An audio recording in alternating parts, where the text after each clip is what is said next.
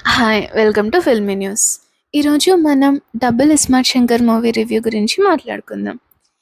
ఈ మూవీ పేరు 'డబుల్ ఇస్మార్ట్' అని ఎందుకు పెట్టారో తెలీదు కానీ, ఈ మూవీ చూస్తే మాత్రం డబుల్ ధమాకాలో హెడేక్ అయితే వస్తుంది.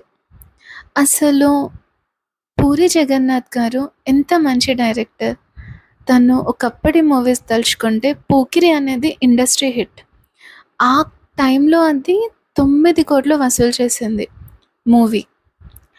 అంతటి ఇండస్ట్రీ హిట్ ఇచ్చిన డైరెక్టర్ అసలు ఏమనుకుని ఈ మూవీ తీశారో నాకు అర్థం కావట్లేదు. తన టాలెంట్ అంతా ఎక్కడికి పోయింది? లేదా అప్పుడు ఉన్నంత ప్యాషన్ ఇప్పుడు లేదా?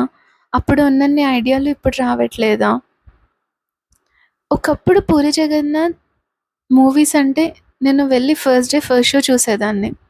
కానీ ఈ మధ్యలో ఏంటో తన మూవీస్ అంటేనే నిజంగా చూడాలా, ఇదన్నా బాగుండాలి, మన పాత పూరి జగన్నాథ్ గారి మూవీ లాగా ఉండాలి అని అనుకుంటూ ఆశపడుతూ వెళ్ళి ప్రతిసారి నిరాశతోనే తిరిగి వస్తున్నాము.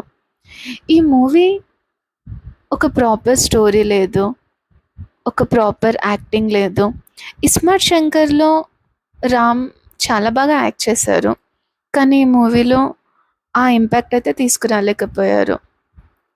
అండ్ ఈ మూవీ ఎంత క్రింజ్ ఉందంటే అసలు కనీసం చూడాలని కూడా చూడబుద్ధి కాలేదు. Worst screen play, worst acting, అన్నిటికంటే బాధగా చెప్తున్న విషయం వర్స్ట్ డైరెక్షన్. పూరి జగన్నాథ్ గారి నుంచి ఈ మూవీ అయితే ఎక్స్పెక్ట్ చేయలేదు. బట్ ఇది ఒక రొటీన్ కమర్షియల్ మూవీ. మీరు పూరి జగన్నాథ్ గారి మీద ఉన్న అభిమానంతో, రామ్ గారి మీద ఉన్న అభిమానంతో ఒకసారి చూసి నిజంగా చూడాలి అనుకుంటే వెళ్ళండి.